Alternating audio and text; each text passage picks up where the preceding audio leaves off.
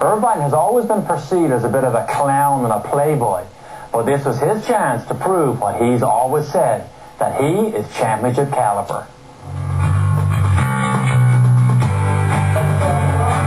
Irvine qualified third in Austria, a full second behind Mika Häkkinen. If he was going to be able to challenge Häkkinen, he was going to need some help, and he got it from an unlikely source. David Coulthard made a mess of his braking for the Remus curve and punted his teammate and championship leader off course. Coulthard led with Irvine third, but Irvine came up with a very Schumacher-like victory.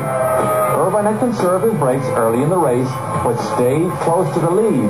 When leader Coulthard stopped, Irvine reeled off a series of quick laps, and after his own stop 5 laps later, emerged with the lead. He never buckled under the pressure in the closing laps and scored a stunning victory. Häkkinen had an electrifying drive through the field, but he could only end up third. His championship lead was now only 2 points. The next race was Germany, where the McLaren chassis should have been vastly superior to the Ferrari, and it was, and Häkkinen was in complete control. But the McLaren gremlins again struck. On his pit stop, some dirt caused the refueling hose to malfunction, and Häkkinen dropped to fourth. Then a moment that could have been much worse. A tire blew at more than 200 miles an hour. People spoke of Häkkinen's run of bad luck. Consider this good luck that the car didn't become airborne. Schumacher stand-in Mika Salo thus inherited the lead, but this time the roles were reversed, and Irvine had a teammate pull over for him. His second victory in a row, and back in the lead of the championship. At Hungary, Häkkinen stopped his 3-race run of missed opportunity and scored a convincing start-to-finish win. But Irvine finished third and still led the championship. Then on to the magnificent Spa circuit in Belgium, and another of the defining moments of the championship. First, Ron Dennis refused to institute team orders to have Coulthard help Häkkinen, even though he was 18 points behind in the championship chase, and Irvine had emerged as a legitimate threat. That meant that whichever McLaren led through the first turn would be allowed to dictate the race, which explains why Häkkinen and Coulthard fought so hard for the lead at the La Source hairpin. Coulthard emerged with the lead and the black tire mark on his side pod, but he went on to win. Disgruntled Häkkinen followed him home and picked up 6 points. When he felt as championship leader, he should have been allowed to win. Häkkinen led the championship by only a point. Had Häkkinen been allowed to win, his advantage would have been 5 points. Monza. Häkkinen on the pole for the 11th time in 13 races, and Irvine and Ferrari struggling 1.3 seconds behind.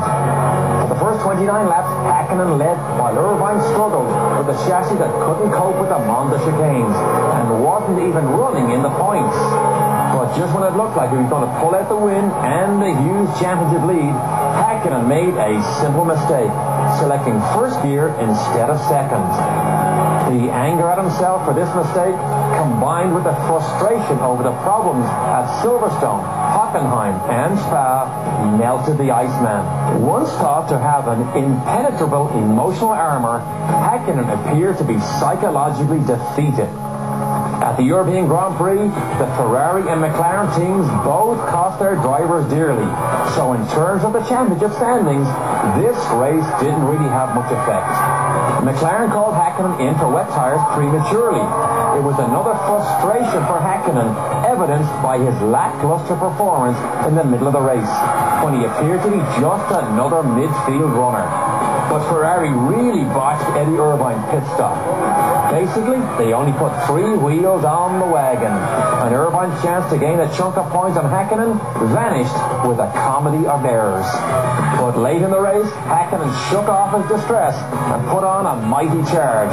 He passed Irvine with 5 laps to go and had to set fastest lap of the race to get in position to pass Marc Genet in a Minardi of all things to get 5th place and 2 very important championship points. Then came Malaysia, the next to last race, and Irvine had Michael Schumacher back, racing for him now. Schumacher led from the start, then let Irvine through to win, and blocked Häkkinen while Irvine built up a lead. Irvine took a 4-point lead in the championship. But even more ominous for Häkkinen than his points deficit was how he looked after the race. His body language on the podium seemed to indicate that he was drained physically and emotionally. This was the look of a defeated man. That's what makes what happened in Japan all the more remarkable. Only Mika Häkkinen knows from where he was able to gather the resources to dominate that last race in Japan. His start was perfect, and he drove away from Michael Schumacher and Eddie Irvine at an astonishing pace. Then he eased off and controlled the race as he wished. This was a man cool, calm, and in command. The Iceman returned that day, and Mika Häkkinen was back in his World Championship form and became only the 7th man to win back-to-back World Championships. For anyone to win this World Championship this season, it was a major uphill struggle. But David, I think it was a severe mental test for Häkkinen to come through that pressure. Well, as we saw